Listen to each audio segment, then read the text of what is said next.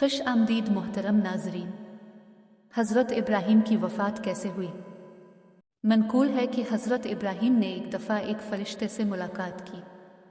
इससे दरियाफ्त किया कि तुम कौन हो? इसने कहा कि मैं मुक-अल-मौत हूँ।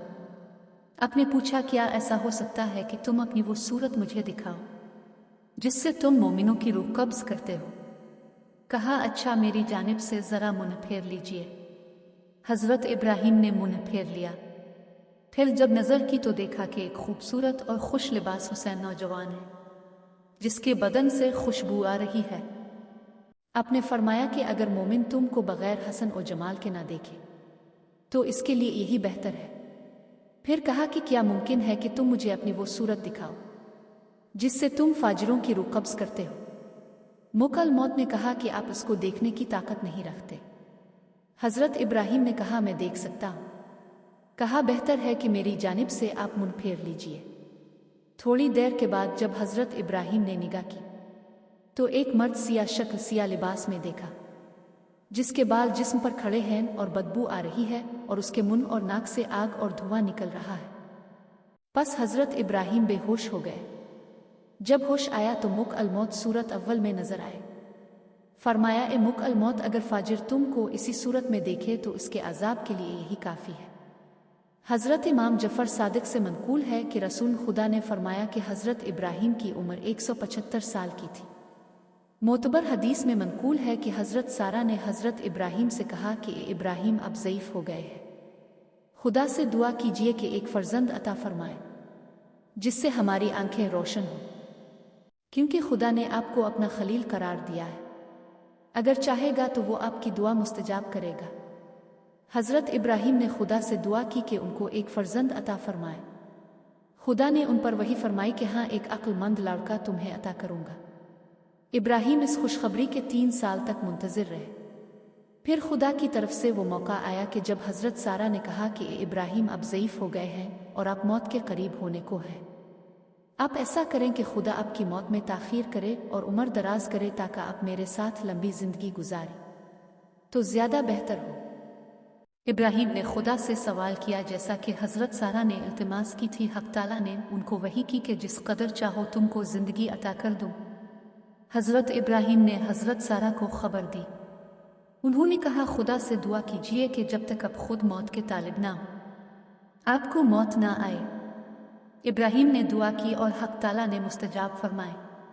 जब हज़रत इब्राहीम ने दुआ की मकबूलियत की खबर हज़रत सारा से बयान की तो हज़रत सारा ने कहा खुदा का शुक्र कीजिए और खाना पकवाए और फ़कीरों और अहल हाजत को तकसीम कीजिए। इब्राहीम ने दावत आम की। जब लोग हाजिर हुए तो इनमें एक कमज़ोर नाबीना बूढ़ा शख्स भी था जिसके साथ इसको सहारा देने के लिए एक शख्स भी था। वो दस्तरखान पर बैठा। जब वो लुक़मा उठाकर मुंह में ले जाना चाहता तो इसका हाथ हल जाता और लुक़मा दाहिने से बाईं हो जाता था, यहाँ तक कि एक मर्तबा लुक़मा उसकी पेशानी पर जा लगा। इसके साथी ने इसका हाथ पकड़कर उसके मुंह तक नवाला पहुँचाया। फिर इस नाबीना ने दूसरा नवाला लिया। इसका हाथ कान पा और लुक़मा उसकी आंखों तक जा पहुँचा। इब्राहीम की निगाह इसी की जानिब थी। आपको ये हाल देखकर हैरत हुई और उसके साथी से इसके इस हाल का सबब दरियाफ्त किया। इसने कहा आप इस मर्द का जो हाल मुलाहजा कर रहे हैं ये कमज़ोरी और बुढ़ापे के सबब से है। इब्राहीम ने अपने दिल में सोचा कि मैं भी अगर बहुत बूढ़ा हो जाऊंगा तो इसी मर्द की तरह हो जाऊंगा। फिर आपने दोबारा खुदा से दुआ की कि खुदावंदा मेरी मौत का वही वक्त बेहतर है जो मेरे लिए पहले तो मुकर्रर कर चुका था, क्योंकि इस हाल को मुशाहिदा करने के बाद मुझे ज़्यादा उम्र की ज़रूरत नहीं है। हदीस मोतबर में हज़रत अमीर अल-मोमिनीन अली रज़ी अल्लाह अन्हु से मनकूल है कि जब खुदा ने चाहा कि इब्राहीम की रूह कब्ज़ करे तो मुक-अल-मौत को उनके पास भेजा।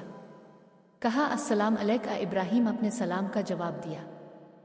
फरमाया किया तुम इसलिए आए हो कि अपने इख्तियार से मुझे आखिरत को ले चलूँ और मौत की खबर लाए हो?